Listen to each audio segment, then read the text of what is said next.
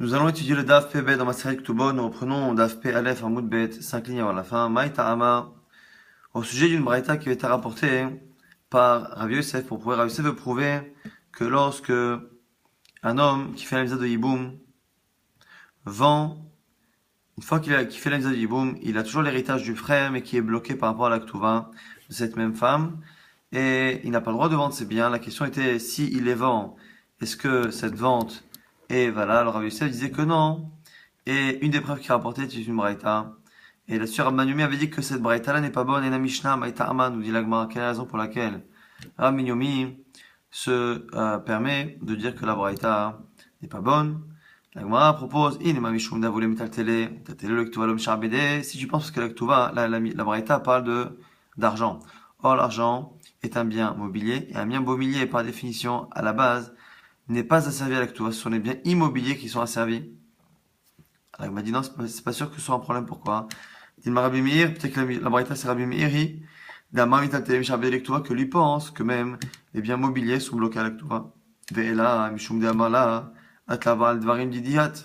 Ou peut-être que la raison pour laquelle la braïta pense n'est pas bonne selon Rabbi Yomi, c'est parce que dans l'absolu, ici, la femme n'a rien à lui réclamer, puisque lui finalement, il hérite du frère, et il fait ce qu'il veut de cet argent. La femme n'a rien à réclamer. C'est pas parce que lui, il doit de l'argent à un homme qui lui aussi, donc lui devait de l'argent à son frère, et ce frère devait de l'argent à cette femme pour la Ketouva. C'est pas parce que il doit de l'argent à une personne qui lui doit de l'argent à elle qu'il est engagé. Elle m'a dit non, peut-être que c'est pas un problème. Dit Rabbi Nathan, peut-être que la braïta c'est Rabbi Nathan, que lui pense oui. Netanya Rabbi Nathan envers Minaïn et Noshe Bechavero Mané Bechavero Bechavero. C'est marqué dans la Torah que l'homme donnera celui qui est en tort, qui est en tort par rapport à lui. Et de là on apprend, selon Rabbi Nathan, que lorsque A doit de l'argent à B, lorsque A doit de l'argent à B, et que B doit de l'argent à C, eh bien on peut passer directement, C peut demander directement l'argent à A. Comme C est le créancier de B, qui lui-même est le créancier de A, il peut récupérer de manière directe. Ici, c'est la même chose. L'homme doit de l'argent à son frère, et ce frère-là doit de l'argent à cette femme. Et bien, du coup, selon Rabbi Nathan, on n'aura pas de problème. Donc, la braïta n'est pas, on n'a pas pour l'instant de preuve que la braïta n'est pas bonne. Et là, et là, pourquoi ici c'est un problème? C'est parce que, pour comprendre cette braïta, pour comprendre qu'à la fois on parle ici de biens asservis, alors que ce sont des biens mobiliers. Donc il faudrait dire comme Rabbi Meir. Et en plus de dire que ici, parce qu'il doit à un homme, qu'il lui doit à elle de l'argent, c'est comme s'il lui devait à elle. Ici, ce serait la vie de Rabbi Nathan. Et c'est deux chumrah de penser comme Rabbi Meir. Comme Rabbi Nathan, on n'a jamais eu personne qui dépensait les deux en même temps. La vie de Rabbi Meir, on le connaît. La vie de Rabbi Nathan, on le connaît. Mais rarement on a vu un Tana, jamais on a vu un Tana qui pensait les deux. Donc du coup, la braïta est problématique. Amarava imken. Nous des chamans allaient les abaye damar zoïna mishna velo danamahi. Rava dit à présent que on a expliqué en quoi cette braïta n'est pas bonne, je commence à comprendre ce qu'avait dit Abaye qui disait que cette braïta là n'est pas correcte, qu'on ne peut pas se fier à elle pour créer une halakha. Gavra, de Naflai Bama ve Mata Marcia. Un homme, il a eu la mise de Yiboum dans la ville de Mata Marcia, va et Achua, les Meifsela Begita Mine, et son frère à lui a voulu l'empêcher de faire le Yiboum en donnant un guet à cette femme. Amale Maïta Atach. À ce moment-là, le frère aîné qui devait faire le Yiboum le dit à son frère qui voulait l'en empêcher: que veux-tu? Si tu veux de l'argent, si tu veux l'héritage, on les partage. Amalé, il lui a répondu: non, je n'y crois pas. Mistafina, de Avatli, Ketavin, Pompédita, Aramaa, j'ai peur que tu me fasses comme l'avait fait en Pompédita, on a dit il y a 2 jours, qu'un homme un jour avait proposé de partager avec son frère qui voulait lui aussi faire Yiboum, mais finalement on apprend ici qu'il n'a jamais donné cet argent. Amalé, Baïd, Plog, Lar, Mashta. Et là maintenant l'homme propose de dire à son frère: à ce moment-là on n'a qu'à partager dès maintenant. Maintenant, est-ce que ça marche de partager dès maintenant? Là, on va traiter ce sujet. Amar, Mar Baravashi, Afalgav, Echiat Aravdim, Amar Abro, Yebechonan, Omer Lechavero, Lech Umshor Parazo, Velot Yeknuya Lecha, Ela Lecha, Shoshim Yom, Shoshim Yom Yokanad, Vafilu, Omedet Bagam Hatam, Beyado, Veacha, La Beyado. Ici, on apprend de Rabbi Yochanan qu'un homme peut dire à un homme: écoute, va prendre ma vache qui est à l'autre bout du monde, et lorsque tu la prendras dans 30 jours, elle te sera à toi. Donc, on peut ici faire un kinyan qui est différée, à une acquisition qui est différée dans le temps. Ici, quel est le problème? C'est que c'est pas une acquisition qui est différée, c'est une acquisition qui est faite par rapport à quelque chose que l'homme ne possède pas. L'homme, dans cette histoire qu'on a racontée précédemment, l'homme propose de céder la moitié d'un héritage qu'il n'a pas encore touché. Or, comme il ne peut pas y toucher, il le vend. Pachout qu'il ne peut pas non plus le céder au frère. Vea, Kataravin, Amar Rabbi Yochanan, Lokane. À propos de la vache, on dit qu'on peut faire une acquisition différée. On nous dit si Rabbi Yochanan aurait dit que ça marchait, Lokasha, il n'y a pas de contradiction. Had Amalek ne marchav, Hadelo Amalek ne marcha, ça dépend s'il demande à ce que l'acquisition fasse effet tout de suite. Si par contre, il a demandé à ce que ça ne fasse pas effet tout de suite, mais, enfin, c'est fait tout de suite, justement, c'est un problème, ça ne marche pas. Baroumine, mais Oula, on a posé la question à Oula. Ibem vachaka chilek ma'ou. Alors, ça veut le kloum. Chilek vachaka ibem ma'ou. Alors, ça veut le kloum. On a posé deux questions à Oula. Et dans les deux cas, il a dit que ça ne marche pas.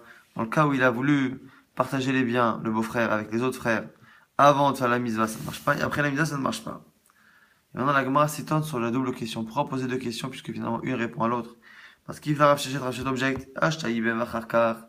Chilek vela ça veut le kloum. Chilek vachakar ibem mebaga. Si déjà, une fois qu'il a fait l'iboum, que l'argent lui appartient, plus ou moins 100%, même s'ils sont asservis, l'argent lui appartient, si dans ce cas-là, il ne peut pas après le diviser, a fortiori avant qu'il ne peut pas le diviser alors que la chose ne lui appartient toujours pas. Dans la question de l'agma, c'est pourquoi on a enseigné deux cas alors? Enseigne-moi le cas après le mariage, j'aurais compris que fortiori avant, l'agma nous dit, Shnema Asim Havon. L'histoire s'est déroulée en deux fois, c'est-à-dire qu'il y a eu deux demandes chez Aoula, donc du coup, Aoula a traité les deux demandes, ce qui ne veut pas dire que l'une forcément, un chidouche par rapport à l'autre, simplement la question a été posée comme ça au Beth Midrash.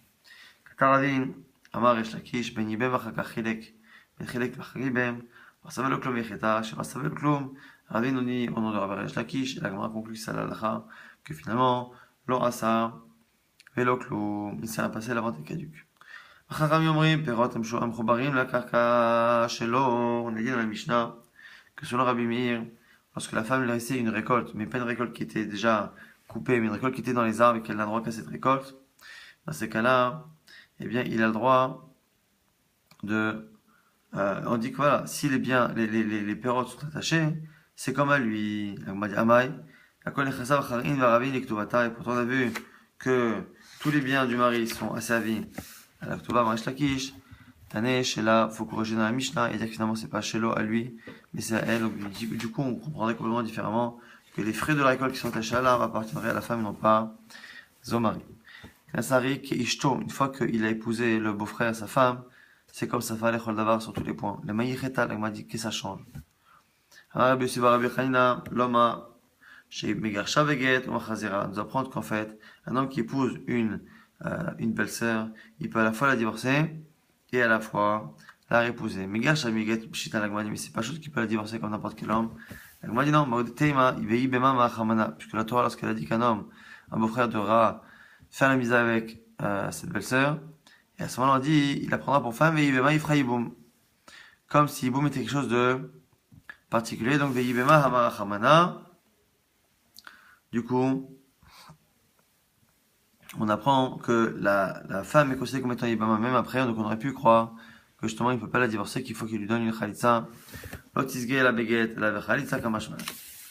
On a dit aussi qu'on apprenait de cette partie de la Mishnah qu'à la fois on peut épouser cette femme et même la divorcer et après la reprendre si éventuellement Mechazera. On m'a dit Pshita, c'est pas sûr qu'il peut la divorcer. Odetema, Mizadarama, Rachamana, allez. Avda ve'ashta, takum ele, be'isur eshetar kamashmalan. Non. Justement, on aurait pu penser que, que lorsqu'il y a une mitzvah et que finalement il s'en est débarrassé en la divorce, on aurait pu penser que cette femme-là après le divorce revienne à un statut de yibama interdite, comme que c'est sa femme sur tous les points. Machinami, la dit d'où tu sais ça? Amakra, velakra, l'oleisha, il apprendra pour femme au sujet de celui qui fait les adiboum. Kevan shelakra, nasat, ishto, une fois qu'il l'a épousé, ça devient sa femme à 100%. Bilva, shtek, tuvata, nirseba, la rishon. On dit que l'homme, quoi qu'il arrive, il doit toujours donner à la femme la ktuva qu'elle avait avec le premier. L'agma demande la question, Maïta ama, ishaik, nulam, nashamim, l'agma dit parce que cette femme-là, il ne l'a pas choisi, c'est Hachem qui lui a envoyé. À partir du moment où c'est Hachem qui lui a envoyé cette femme-là qui est déjà presque mariée avec lui, ou en tout cas avec un des frères, eh bien, dans ces cas-là, ça n'est pas à lui de faire tout cela. En tout cas, il est la Merishon, la Mesheni, Kadesh le Tekala Bainav le Otsio. Mais si le premier mari n'est pas fait de Ktuba, eh bien, c'est au second mari qui est de faire une Ktuba, même si dans l'absolu, il n'est pas obligé à la base, au niveau moral, puisque ce n'est pas lui qui décide d'épouser cette femme, c'est la mitzvah, le destin qui fait que. Lo yomar la, arek Ktubatem unachata al shochan, évidemment la Mishnah, qu'un homme ne peut pas dire à sa belle-sœur, le beau-frère, et pareil pour le mari, à sa femme, il ne peut pas dire, voilà, l'argent que ta Ktuba, je le bloque sur un champ, sur un terrain.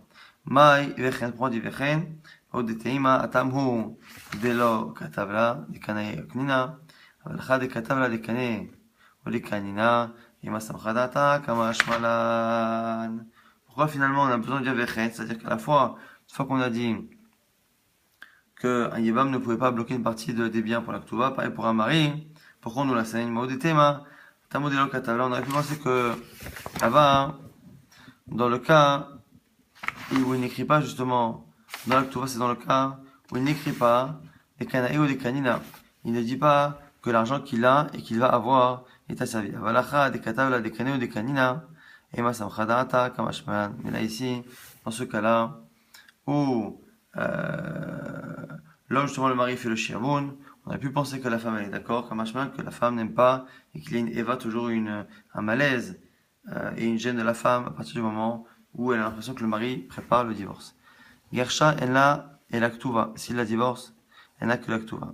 Gerasha'in, lo gershalo, kamashmalan, kedera biava. Le fait qu'on parle de, de gerushin, et que si elle a donné les gerushin à la ktuva, sinon non. Kamashmalan, kedera biava. Là, on apprend comme Rabiava qu'un homme, finalement, non seulement il n'a pas le droit, parce que c'est pas bien, c'est une mauvaise action, mais si il bloque une partie de l'héritage pour la femme, ça ne marche pas. Chezira arei kechol hanashim ve'ena ela ktuba.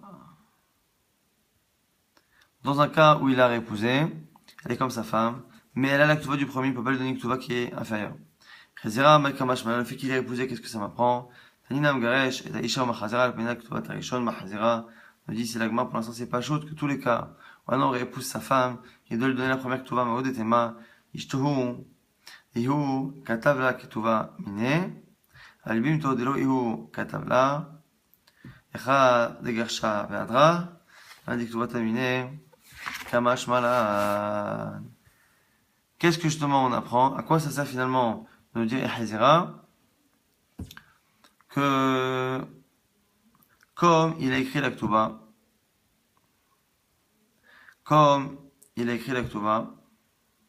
on a pu penser que c'est que dans ce cas-là, quand il la épouse, eh bien, elle a la première Ktuva parce que c'est la Ktuva que lui-même a écrit. Mais dans le cas où c'est un beau-frère, et qui hérite d'une femme, qui hérite de l'héritage, et qu'après, il divorce qu'il la épouse, pas évident qu'il soit obligé encore de donner la même Ktuva, Kamashman, justement, que non. Kamashman, que quel que soit le type de situation, quoi qu'il arrive, il faudra justement que les biens soient asservis à la Ktuva. Marabuda, Barishona, Yukadim, Liptula, Matayim, Olamnamane, Baskinin. Alou Nosim Nashim à la base, on faisait que tout va stam où le mari s'engage à donner un mané ou de mataim ou mataim zouz. Ashevasham Mesheta Vetiken Konechasa Chayin Ektuva. Mais les femmes avaient peur d'être justement qu'on se débarrasse d'elles facilement à cause du guet et donc du coup Shon Mesheta a demandé à ce que tous les biens du mari soient dépendants de l'Aktuba. Il y a l'Aktuba. Tanyana Miachi, on a aussi une braïta qui confirme cela. Iptula Mate Barik Shona Yukodim Iptula Mate Milalmana Yone au début de 100 pour une betula et 100 pour une almana. Yumaskini velo yunosim nashim et finalement les femmes ne voulaient pas cesser d'épouser. On a bloqué, on a fait une takana que l'homme devait bloquer l'argent de l'Aktuba dans la maison du père de la fille. Le problème c'est que vu que le but de l'Aktuba, de l'argent, c'est de freiner la personne au moment où elle s'énerve, de ne pas divorcer justement, et bien si l'argent est déjà considéré comme étant ailleurs, l'homme n'aura pas l'impression que c'est un argent qu'il perd par ce divorce, puisqu'il pense déjà que cet argent est acquis, encaissé, et du coup ça ne bloque pas Va'alein, Ksheu Koes Alea, Omala Lechel Tubater. Il lui disait, écoute, t'as qu'à aller chez ton père, parce que du coup l'argent était pour lui considéré comme perdu. Itkin Osheu Mane Manchimota, Bevet Ramiha. האשר עושות אותה כליות, של כסף, של זהב, עניות היו עושות אותה, אבי של מימי רגליים. Du coup, on a institué que elle mettrait cet argent-là, il mettrait cet argent-là dans la maison de son père, à lui, et on nous dit au passage que les femmes faisaient avec cet argent. En tout cas, l'argent était bloqué chez son père à lui. ועדיין שכועס עליו, אומר לה, si pareil, le fait que l'argent soit sorti même chez lui, mais qu'il soit sorti, il s'en déconnecte, et du coup, on a peur qu'il n'ait pas le blocage pour le divorce. עד שבשם בשתה ותיקן, שיהיה בעל כותב לה, ומטלטלים, jusqu'à ce que je t'en vienne, Ben Shetach, et vienne nous apprendre qu'un homme doit soit entretenir, soit en tout cas, ne pas dire c'est en tout cas, Shabbat Ben Shetach, jusqu'à Shabbat Ben Shetach qui a dit que il a engagé tous les biens des hommes, ce qui a fait que justement le mari avait un blocage par rapport à ça. On va très vite résumer ce que l'on a étudié dans le DAF. On a expliqué pour la Braïta qui poussait Rav Yosef à dire quelque chose, à dire que un homme ne pouvait pas, même s'il le faisait, ne pouvait pas vendre ou céder les biens qu'il a hérités de son frère tant que la Ktouba n'a pas été payé. Et on avait vu que Rava confirmait que la Mishnah n'était pas bonne. On avait vu que finalement, la mère qui ne peut pas vendre, il ne peut pas non plus céder, ni avant le mariage, le hiboum, ni même après. Après, on avait vu que selon Chachamim, les fruits qui sont attachés aux arbres, c'est pas que les fruits lui appartiennent à lui, mais lui appartiennent à elle, à la femme. Et donc du coup, il doit les utiliser, prendre cette valeur, les vendre, et prendre cet argent-là, et éventuellement l'investir dans l'immobilier qui donne des rentes, mais sinon il ne peut rien faire avec cela.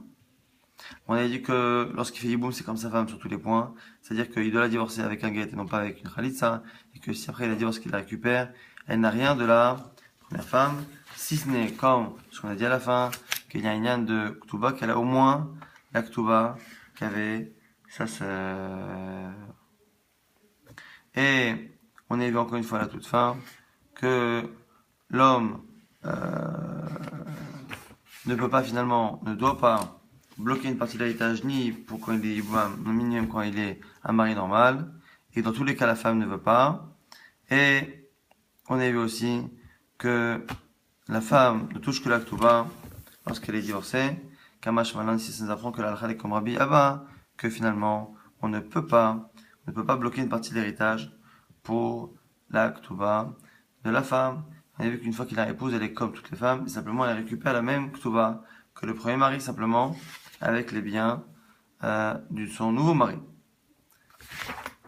Et on a vu à la fin encore une fois qu'à la base, lorsqu'on n'avait pas d'hiboum, lorsqu'on avait juste un mariage normal, eh bien les biens de l'homme n'étaient pas asservis à la Ktuba.